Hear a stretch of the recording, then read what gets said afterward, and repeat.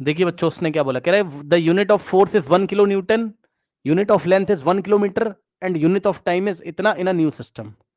ठीक है, then the new system, then the new unit of mass. तो mass की न्यू यूनिट क्या होगी ये हमें बताना है।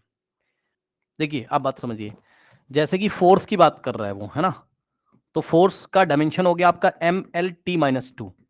तो इस बार पता है क्या किया, इस बार अजीब सी बात आपसे कर दी, जरा ध्यान दोगे अगर आप, तो पता है उसी न्यू सिस्टम में सारा गेम खेल रहा है। All the game is in the new system, all the game is in the new system, in the new system. मतलब समझो, जो लेफ्ट हैंड साइड का फोर्स है वो भी न्यू सिस्टम में है इस बार, और राइट हैंड साइड के जो डायमेंशन है वो भी न्यू सिस्टम में। क्योंकि अगर आप क्वेश्चन पढ़ोगे ध्यान से, अगर आप क्वेश्चन पढ़ोगे ध्यान से, तो उसने बोला कि if the unit of the force is 1 kilo Newton, यानी कि कोई नया सिस्टम है और उसमें फोर्स को हमें कितना लेना है, 1 किलो न्यूटन लेना है। तो फोर्स को हमें कितना लेना पड़ेगा, यहां पर 1 किलो न्यूटन लेना पड़ेगा। किलो न्यूटन, किलो न्यूटन का मतलब किलो को हटाओगे तो 10⁻³ न्यूटन। जिसको नहीं पता सुन लो भैया ध्यान से, के एन का मतलब किलो न्यूटन, किलो न्यूटन का मतलब किलो हटाओगे, जैसे 1 किलोमीटर में 10⁻³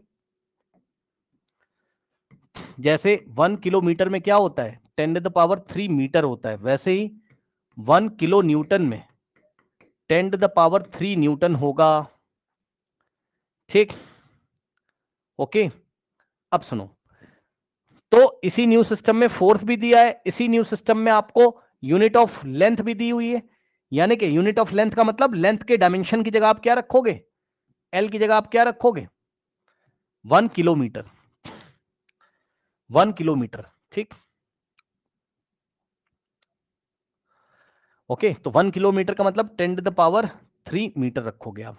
ठीक, और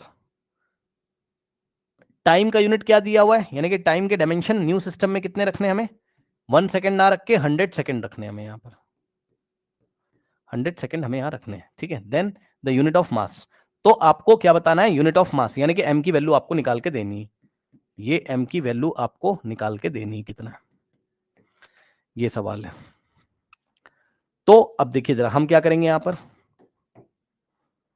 सबसे पहले ये न्यू सिस्टम का ही फोर्स है और ये डायमेंशन भी न्यू सिस्टम के लिए। ठीक है, तो न्यू सिस्टम का फोर्स कितना रखेंगे, सबसे पहले 10⁻³ kilonewton is equal to mass तुम्हें निकालना है।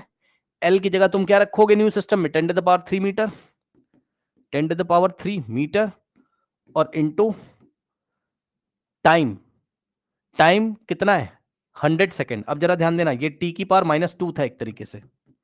ठीक है, तो आप क्या करोगे यहां से 10⁻³ और किलो न्यूटन की जगह, सॉरी क्या कर रहा हूं यार, 1 किलो न्यूटन है ना,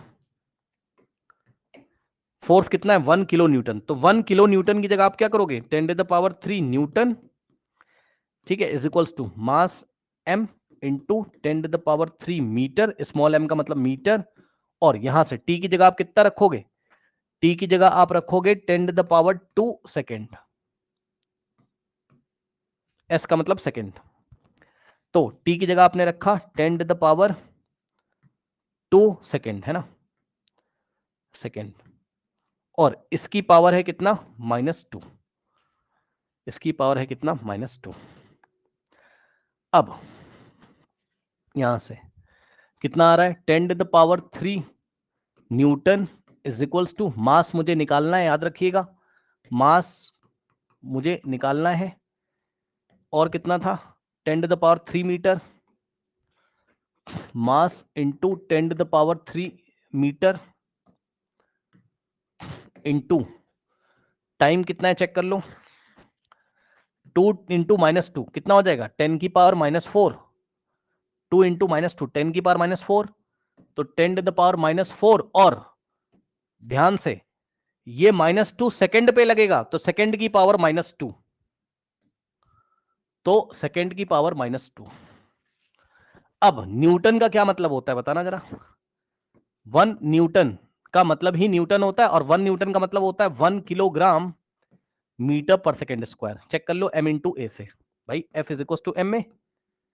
ठीक, तो अगर इधर 1 न्यूटन है तो कैसे आया होगा सोचो, मास को 1 किलोग्राम सोच लीजिए और एक्सलेशन को 1 मीटर पर सेकेंड स्क्वायर सोच लीजिए। तो यहां से क्या आ जाएगा, 1 newton is equals to 1 into 1 kilogram metre पर सेकेंड स्क्वायर। 1 न्यूटन का मतलब न्यूटन की जगह आप इतना सोच सकते हो, 1 न्यूटन का मतलब ही न्यूटन होता है। तो यहां से आएगा आपके पास 10⁻³ इंटू न्यूटन, और न्यूटन की जगह आपने क्या रखना, आपने रखा क्या, 1 किलोग्राम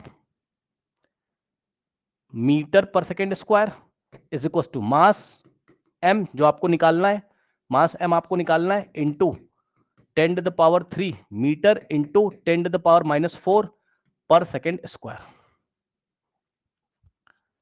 अब इसको आप लिखोगे 10⁻³ इंटू 1 10⁻3 और किलोग्राम, अब ये मीटर और पर सेकेंड स्क्वायर ऐसे लिख लिया, is equals to mass m into 10⁻3, और अब ध्यान देना जरा, यहां पर क्या हो जाएगा, 10⁻⁻1 हो जाएगा, 10⁻³ और -4 तो 10⁻⁻1,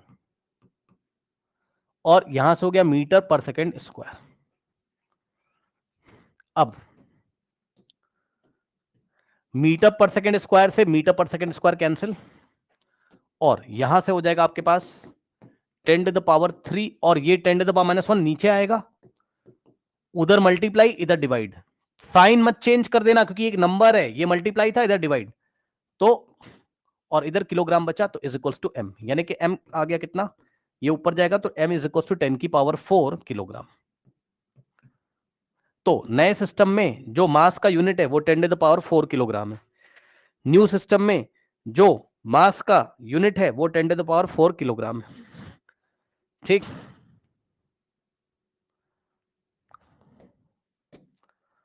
10⁻4 किलोग्राम कहीं दिया है, 1 2 3 1 2 3 4, option C is the correct option.